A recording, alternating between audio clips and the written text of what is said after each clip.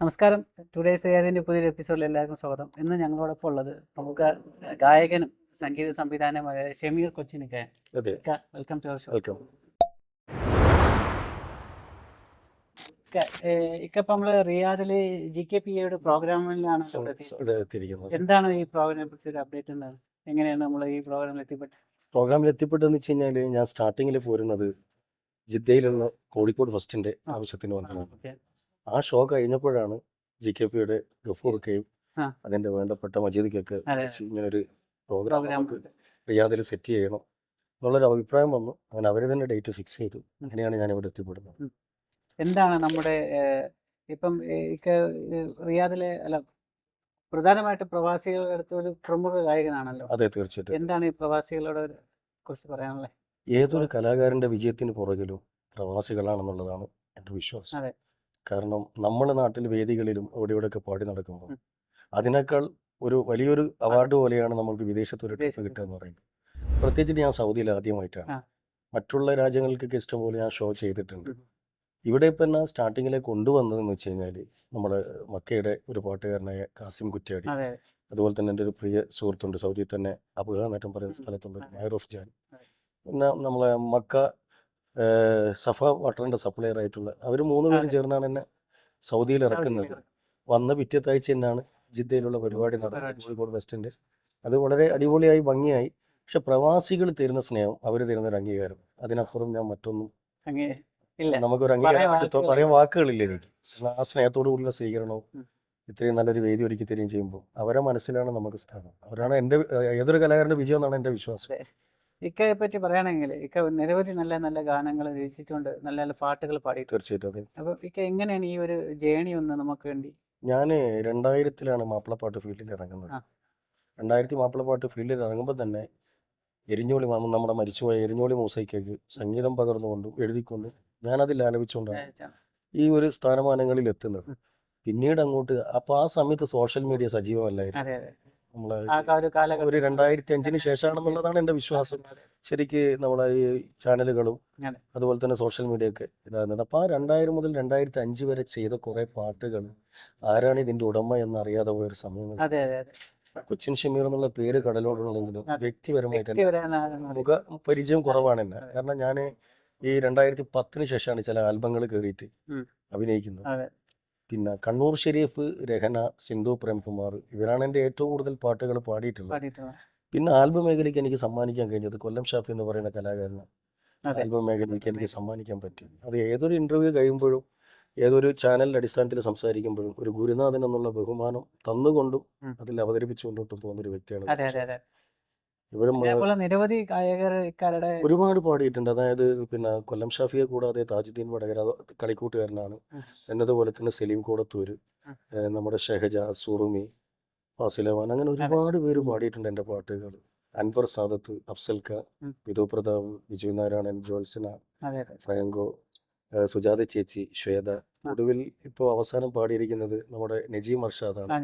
അതിനുശേഷമാണ് ഒരു യുവഗായകനായ സഫീർ കുറ്റ്യാടി എന്ന് പറഞ്ഞൊരു ഒരു ഗായകൻ പാടിയിരിക്കുന്നത്. ടോട്ടൽ എനിക്ക് തോന്നുന്നു ഒരു മാപ്പിളപ്പാട്ടിന് ആവശ്യം ആകെ ഒരു 600 പാട്ടുകൾ സംഗീത സംവിധാനം നിർവഹിക്കാനും കുറച്ച് പാട്ടുകൾ 600 പാട്ട് എന്ന് പറഞ്ഞപ്പോൾ ഒരു വമ്പൊരു ലിസ്റ്റാണ്. അപ്പം ഇക്കാക്ക് മനസ്സിൽ ഇക്ക എഴുതിയ വരികളിൽ ഇക്കാക്ക് ഏറ്റവും ഇഷ്ടപ്പെട്ട ഒരു 4 വരി ഏതായിരിക്കും? പാട്ടുകളൊക്കെ എനിക്ക് ഇഷ്ടമാണ്. പക്ഷെ എല്ലാ പാട്ടുകളും നമ്മുടെ ആ ഒരു സൃഷ്ടിയിൽ നിന്ന് പോയതാണല്ലോ. അപ്പോൾ അത് വിജയവും പരാജയവും തീരുമാനിക്കുന്നത് ആസ്വാദകർ.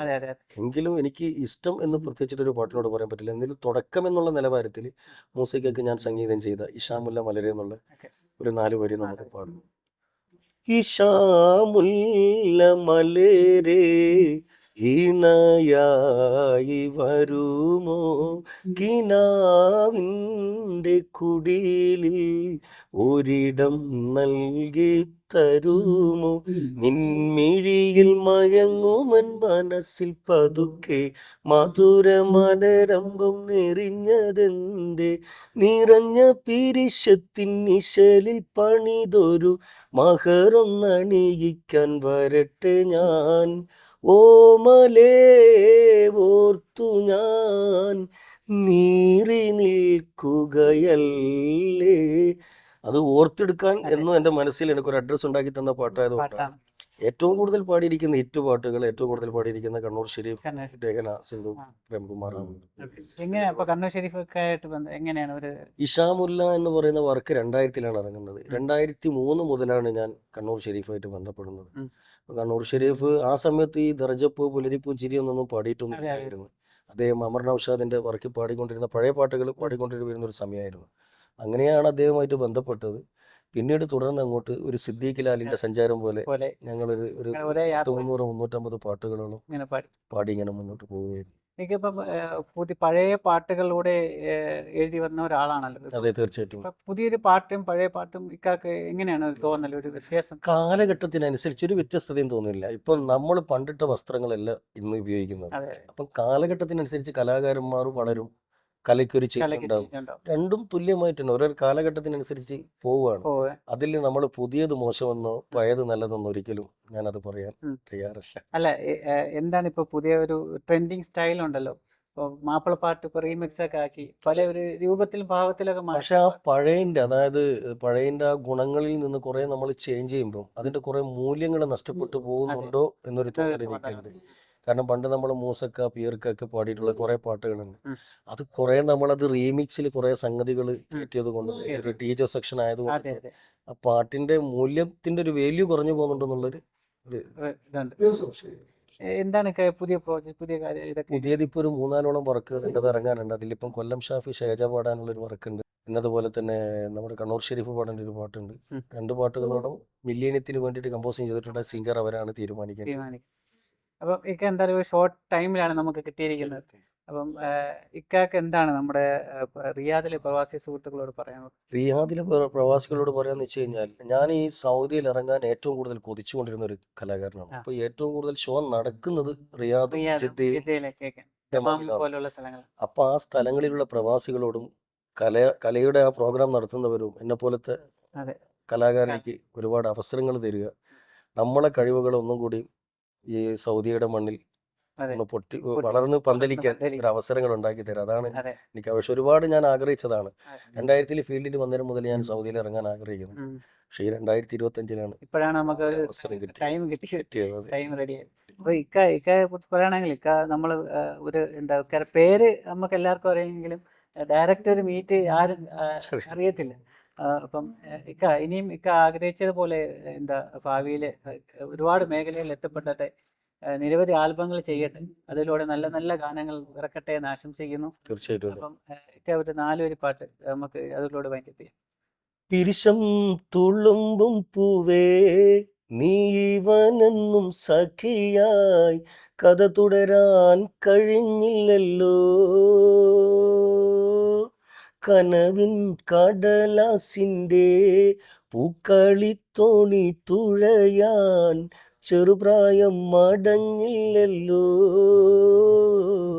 അനുരാഗപ്പൂവല്ലേ അതിലിവനൊരു വണ്ടല്ലേ, അകതാരിൻ കുളിരല്ലേ അഴകിൻ കതിരൊളിവല്ലേ. ഇത് ഞാൻ സംഗീതം ചെയ്ത് അബ്ദുള്ള വടകര എഴുതി ഞാൻ തന്നെ ആലപിച്ചൊരു പാട്ടാണ്. ഇപ്പൊ മാപ്പിള പാട്ടിലൂടെയാണല്ലോ കൂടുതൽ. തീർച്ചയായിട്ടും അതെ, അതെ. അപ്പം, മാപ്പിളപ്പാട്ട് മാത്രമേ ഒരു കൺസേൺ ഉള്ളൂ, അതേ സിനിമാ പാട്ടും അങ്ങനെ സിനിമയിൽ അവസരം വന്നിട്ടുണ്ടെങ്കിൽ എന്തായാലും ഞാനത് ചെയ്തു കൊടുക്കും. കാരണം സിനിമയ്ക്ക് തുല്യമായിട്ടുള്ള പല പാട്ടുകളും ഞാൻ മാപ്പിളപ്പാട്ടിൽ തന്നെ ചെയ്തിട്ടുണ്ട്. സിനിമ സിംഗേഴ്സ് ഇത്രയും ആൾക്കാർ പ്രഗത്ഭരായിട്ടുള്ള ഇത്രയും പിന്നണി ഗായകർ പാടിയിട്ടുണ്ട്. ദാസേട്ടന് ചിത്രച്ച് ഒഴികെ ബാക്കി എല്ലാവരും പാട്ട് പാടിയിട്ടുണ്ട്. അപ്പൊ അതിന്റെ അവസരങ്ങളോ കോളുകളൊക്കെ വന്നിട്ടുണ്ടായിരുന്നു? എത്രയോ അവസരങ്ങൾ വന്നിട്ടുണ്ടായിരുന്നു. ഇനി സിനിമയ്ക്ക് ഞാൻ അങ്ങോട്ട് അവസരം തേടി പോയിട്ടില്ല. നമ്മളെ കഴിവിനെ വിശ്വസിച്ചുകൊണ്ട് ആരെങ്കിലും നമുക്ക് അങ്ങനത്തെ ഒരു അവസരം തരികയെന്നുണ്ടെങ്കിൽ തീർച്ചയായിട്ടും ഉറപ്പായിട്ടും അത് ഉടനെ ഉണ്ടാവട്ടെ. തീർച്ചയായിട്ടും. അപ്പൊ ഏത് തരം പാട്ടുകളോടാണ് കൂടുതൽ ഇഷ്ടം? ഞാൻ എല്ലാതരം പാട്ടുകളും ചെയ്തിട്ടുണ്ട്. പിന്നെ ഒരു സംഗീത സംവിധായകന്റെ നിലവാരത്തിൽ ഇന്നതരം പാട്ടേ നമ്മൾ ചെയ്യുന്നുള്ള ആ ഒരു ക്യാരക്ടർ വെച്ച് നടന്നാൽ നമുക്ക് ഉപജീവന മാർഗം മുന്നോട്ട് പോകാൻ പറ്റൂല. നമുക്ക് എല്ലാ ടൈപ്പും ചെയ്തിട്ടുണ്ട്. ഭക്തിഗാനം ചെയ്തിട്ടുണ്ട്, പ്രണയഗാനം ചെയ്തിട്ടുണ്ട്, എല്ലാ ടൈപ്പും ചെയ്തിട്ടുണ്ട് സംഭവങ്ങൾ. മാപ്പിളപ്പാട്ടിൽ എങ്ങനെയൊക്കെ തരം പാട്ടുകൾ കൊണ്ടുവരാൻ പറ്റും അങ്ങനെയൊക്കെ ഈ 600 പാട്ടുകൾ 600 തരാണ്. പക്ഷെ പ്രവാസികൾ പ്രത്യേകിച്ചിട്ട് ഈ സൗദിയിലുള്ള കലാകാരന്മാർ പലർക്കും അവസരം കൊടുക്കുമ്പോൾ എനിക്ക് എന്തുകൊണ്ടൊരു അവസരം കിട്ടുന്നില്ല എന്നുള്ള അതെ അതെ ഒരു സങ്കടങ്ങൾ എൻ്റെ ഉള്ളിലുണ്ടായിരുന്നു. അതെന്തായാലും ഈ GKP വഴി ഇതൊക്കെ പോയി കിട്ടി.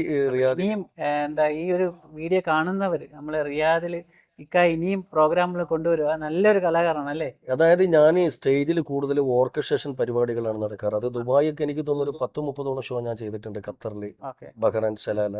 പക്ഷേ അപ്പോൾ ആ ഓർക്കസ്ട്ര വെച്ചിട്ട് വലിയ വലിയ ബിഗ് പരിപാടികൾ വരുമ്പോഴൊക്കെ എനിക്ക് മാത്രം അവസരം ഇല്ലാതെ പോയിട്ടുണ്ട്. പക്ഷെ ഇനി റിയാദിലുള്ള പ്രവാസികളോടും അതെ. സംഘടനയോടുമുള്ള ഒരു അപേക്ഷ എന്ന് പറയുന്നത്, എനിക്കും തരും അവസരം.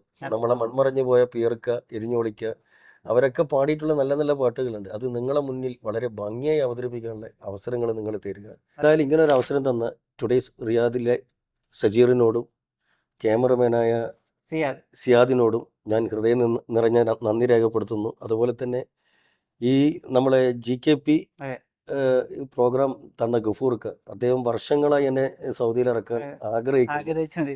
അപ്പം അദ്ദേഹത്തിന്റെ ആഗ്രഹം എനിക്ക് സാധിപ്പിച്ചു തന്നതിൽ അദ്ദേഹത്തോടും അദ്ദേഹം നടത്തുന്ന ഈ സംഘടനയോടും ഒരുപാട് നന്ദിയും കൂറും എൻ്റെ ജന്മത്തിന്റെ മിടിപ്പ് നിൽക്കുന്നത് വരെ എൻ്റെ മനസ്സിലുണ്ടാവും. ഈ ചാനലിന് ഒരുപാട് നന്ദി, ഒരുപാട് നന്ദി. താങ്ക് യു സോ മച്ച് ഇക്ക. കുറച്ച് സമയം ഞങ്ങളോടൊപ്പം.